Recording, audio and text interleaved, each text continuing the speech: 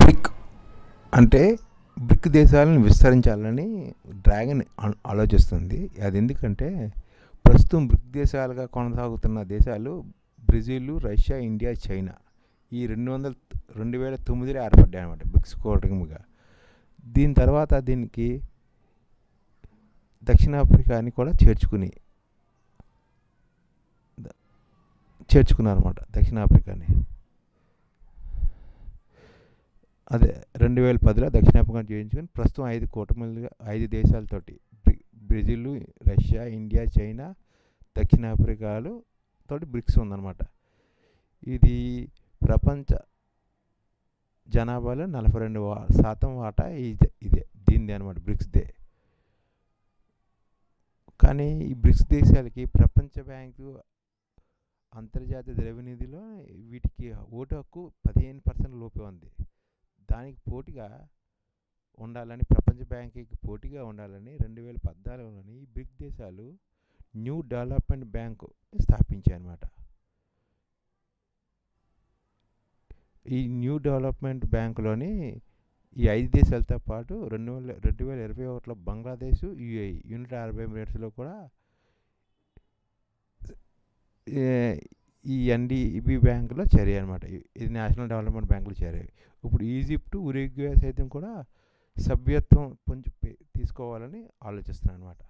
అంటే ఇది ప్రపంచ బ్యాంక్కి పోటీగా న్యూ డెవలప్మెంట్ బ్యాంక్ని మన బ్రిక్ దేశాలు ఏర్పాటు చేసాయి అనమాట. ఇప్పుడు బ్రిక్ దేశాల విస్తరణ కోసం చైనా ఎంతగానో కృషి చేస్తుంది. అది ఎందుకు అంటే తన ఆధిపత్యాన్ని ప్రపంచ దేశాలకు చాటాలని ప్రయత్నిస్తుంది. ఈ జాబితాలోని దేశాలు ఏంటంటే, బ్రిక్ దేశాన్ని విస్తరించదలుచుకున్న దేశాలు ఏంటంటే Saudi Arabia, Iran, Turkey, Afghanistan, Argentina, UAE, Algeria, Egypt, Bahrain, Indonesia వంటివి ఉన్నాయన్నమాట. అంటే వీటిని కొత్తగా బ్రిక్ దేశాల్లోని చేరాలనుకుంటున్నాను అనమాట. అలాగే పాకిస్తాన్కి కూడా ఈ బ్రిక్ దేశాలని ఇస్తుందని మన ఇండియా భావిస్తుంది. ఎందుకంటే పాకిస్తాన్కి చైనా నమ్మకంగా ఉన్నది కాబట్టి పాకిస్తాన్ కూడా బ్రిక్ దేశాల్లో చేర్చేస్తుందేమో అని భారత్ భయపడుతుంది.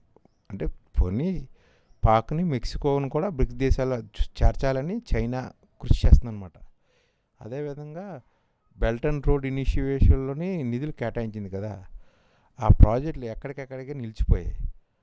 ఆ దేశాలను కూడా తన గుప్పిట్లో పెట్టుకోవాలంటే బ్రిక్ దేశాల ద్వారా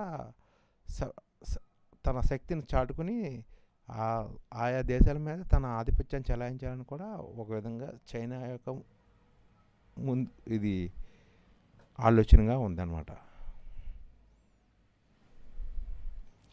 ఇప్పుడు ఇది అదేవిధంగా ప్రపంచంలోని ఇప్పుడు డాలర్ ఉంది కదా, డాలర్ ఆధిపత్యాన్ని కూడా తగ్గించాలని కూడా చైనా భావిస్తుంది. అంటే బ్రిక్ దేశాలు అంటే స్థానిక కరెన్సీలోని ఈ బ్రిక్ దేశాలు లావాదేవీలు జరిపితే డాలర్ ఆధిపత్యం కూడా తగ్గుతుందని చైనా ఆశాభావం. అంటే మనం కూడా ఆలోచించాలి. అంటే ఈ స్థానికంగా కరెన్సీలు కూడా అభివృద్ధి చెందితే డాలర్ ఆధిపత్యం జరిగి మన భారతదేశానికి కూడా ఒక విధంగా మేలే. కానీ మనం ఆచితూచి బ్రిక్ని విస్తరణకి అడ్డుకోకుండా కొద్దిగా ఆలోచించి చేయాలన్నమాట.